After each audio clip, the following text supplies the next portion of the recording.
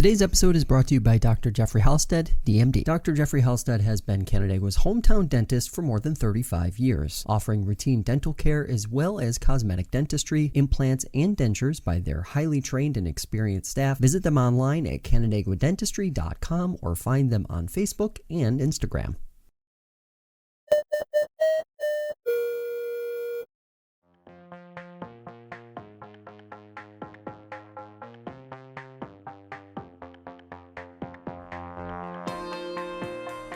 Today we continue our series previewing local elections across the Finger Lakes by catching up with one of the candidates running for Seneca Falls Town Board. Jackson Puylara joins me via Zoom. Jackson, thanks so much for taking the time today.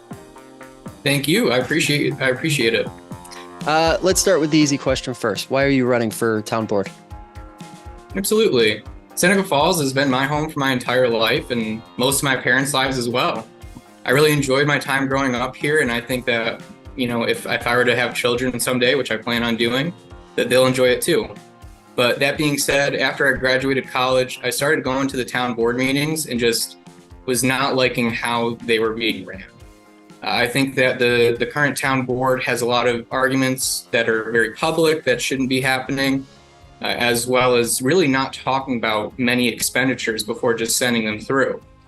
So, we've got that going on top of a crumbling infrastructure, very little affordable single-family housing in the area, and a dilapidated downtown. It's not acceptable, and I feel like I can change that. What are you hearing from voters as far as like the biggest issues they're concerned about when you're going door to door talking to different folks? Yeah, absolutely. And to let you know, I am going door to door. Since Labor Day, I have been going about 6 nights a week, trying to hit as many residents as possible. But, the biggest things that they're talking about is infrastructure and the lack of affordable single family housing. I talked to plenty of people that, they don't even bring up the landfill or anything like that. It's an afterthought to them. What they're worried about is the constant water main breaks, the flooding on most streets, their basements potentially getting flooded and nowhere for people to live. Those are the issues that people are concerned about that I'm hearing. When you think about when somebody asks you, well, we need more economic development, and what does economic development look like to you? What's your vision for economic development in a place like Seneca Falls? Absolutely. I think it's very important that Seneca Falls focuses on tourism.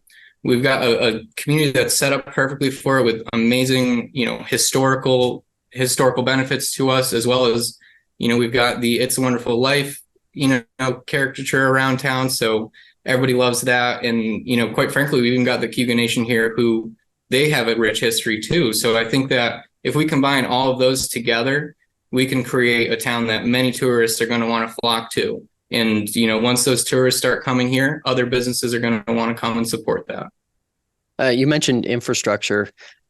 How much of that is short-term versus long-term planning for the next town board? I would say it's pretty 50-50. There's a lot of things that need to be thought of for the long-term future, but there's also plenty of things that need to be happening right now. I think for kind of the short term, we really need to focus on our piping that's over 100 years old in the town. In my opinion, there's no reason a town like this should have 100-year-old pipes transferring our water. So I think that needs to be done in the short term for sure.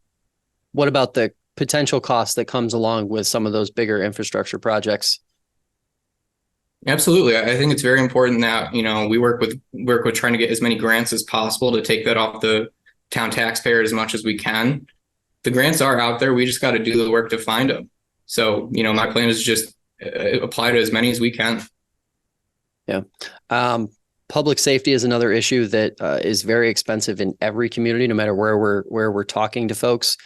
We hear everything from some people say they feel less safe in their communities today than they did maybe 10 or 20 years ago, to concerns that police departments have gotten too big and they're too expensive to maintain. How do you view this from a philosophical standpoint, and what would be your approach if elected to town board? Yeah, absolutely. So, I think it's very important to take a deep dive look into what the police department handles on a week-to-week basis, before I can say, oh, yeah, they've got too much budget. I just don't want to sit here and say that, yeah, the police department's getting too much money when In fact, crime is pretty low here. Everybody for the most part does feel safe, but at the same time, I don't know what they're going through on a day-to-day basis. So until I feel like I do a deep dive onto that, I don't want to say that our police department is eating up too much of our budget or too little.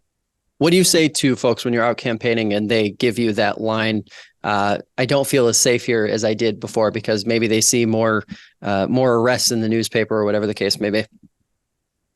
I mean, it's definitely an interesting thing to bring up. I think that, a police presence does make people feel safe, but almost only to an extent. I think when people see too much of a police presence around, they might even start to feel unsafe then, because it's like, okay, well, why do we have so much police around?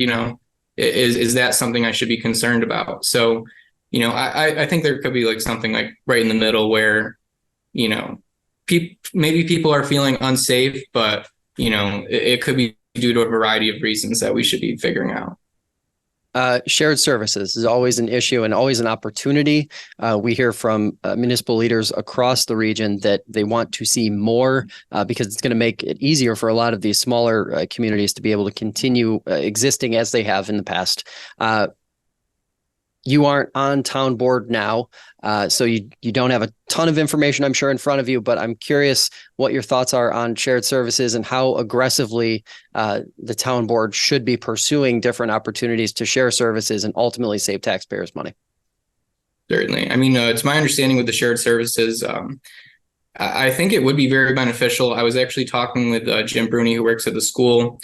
It was letting me know fantastic ideas about, if the school has got 3 mechanics right now and the town has 0, why can't we just kind of interwork together and share services? If it's coming out of the same taxpayer dollars. So if we've already got 3, mechanics at one spot, then we shouldn't be adding another in another spot when one of those 3 can just help out in the town. The town is paying that money anyway. So I think it'd be very beneficial just for starters, look at the school and see what kind of partnerships that we can have with them in terms of, their services and stuff like that. You mentioned single family housing. Obviously, that is a big issue in basically every community in upstate New York, but it's not when we're talking about the housing crisis in upstate New York and population decline. We're talking about rent prices that are continuing to go up. We're talking about a lack of senior housing availability. How would you like to see the town of Seneca Falls approach these issues? And is there some sort of engagement between the town and the county that you think should probably happen to help correct some of these? Yeah, absolutely. I think, as much as the town and county can work together, then we should. But you're absolutely right. We do have a very aging population. And to kind of counteract that, there's no new homes being built. So that aging population is staying in their homes right now. And it's kind of, not giving the opportunity for new families to come and move in. So, I mean, personally, I'm not opposed to, trying to get a developer in here that would be wanting to do senior living condos. I think that would be beneficial in the area because a lot of the older people in town, maybe they, don't want to leave town, but they just have nowhere else to go. Even door knocking, I've seen people that have had to do first floor additions on their 2-story house because they're getting older now. But, they love staying in town. There's just nowhere else to go. But now when a younger family wants to move in there, that house is about 1,000 more square feet now and a lot more expensive. So, that's hurting us. Yeah, let's talk a little bit about fire and EMS service here. Obviously, the town doesn't have anything directly to do with EMS service, but there is a Seneca Falls Fire Department. Of course, volunteerism is declining, and that's the main issue for most rural communities. What role would you like to see the town board play in at least being a participant in this conversation across the region? Absolutely. I mean, I kind of want to go back to what happened in the last town board meeting where they did vote to give certain tax breaks to the volunteer EMS and firefighters. I think that is an absolutely outstanding idea. Of course, there's got to be some kinks worked out as to, if you're only doing this 2 hours a week, then, maybe you don't get the same tax cut as someone who's doing this 40 hours a week. But, I think that was definitely a great first step into us being a community that looks out for their firefighters and their EMS workers. And they're a crucial part of this community that we need. So anything that we can do to help them, we should be trying to do. I'm reminded of a few conversations we've had with firefighters and EMS folks over the last few months, and many of them say that the things that towns and small cities are doing on that front, while beneficial, it doesn't quite go far enough. Do you think some level of advocacy needs to happen with a bunch of communities, or perhaps lobbying to the state for some sort of broader change on that front? Absolutely. I mean, as we know, there's power in numbers. So if a bunch of communities were to take change and take action against this, downstate would listen for sure. But I think it's very important that we get this issue out to as many people as we can and work together to help protect the people that protect us. Obviously, when people think about environmental issues, we talked a little bit about environmental issues off the top. HABs, harmful algal blooms, the biggest non-landfill environmental issue impacting the entire region. What would you like to see, with Cayuga Lake being such an important part of what Seneca Falls is? What would you like to see the town, or how would you like to see the town approach the HABs issue, given that it's not something necessarily that the town can fix itself, right? Yeah, absolutely. I think it's important that we look to bigger entities for help with this, like going to the state and going to other organizations that maybe have more capital than we do to try to fight this issue. But I mean, Cayuga Lake is definitely a very, very, if not the most important aspect of our town. I mean, the amount of wineries that are on Cayuga Lake, the amount of business and tourism that brings in, it is crucial beyond belief to protect that asset that we have. And last question here on the issues. How do you react to this when you're out campaigning? You need to keep my taxes low. I need my taxes to remain flat or perhaps drop over time. How do you respond to that, given all of the challenges that the town does face, especially on the infrastructure front? Yeah, certainly. I mean, it's definitely important to know that taxes have gone up since the last candidates have been gone in. But I think that what I have to do if I get elected is a lot what Steve Churchill's doing right now. When expenditures are getting proposed to the board, he's one of the only people asking questions about, is this necessary? Why are we doing this? What is the reason? We need to know all of this before we just keep spending taxpayers' money.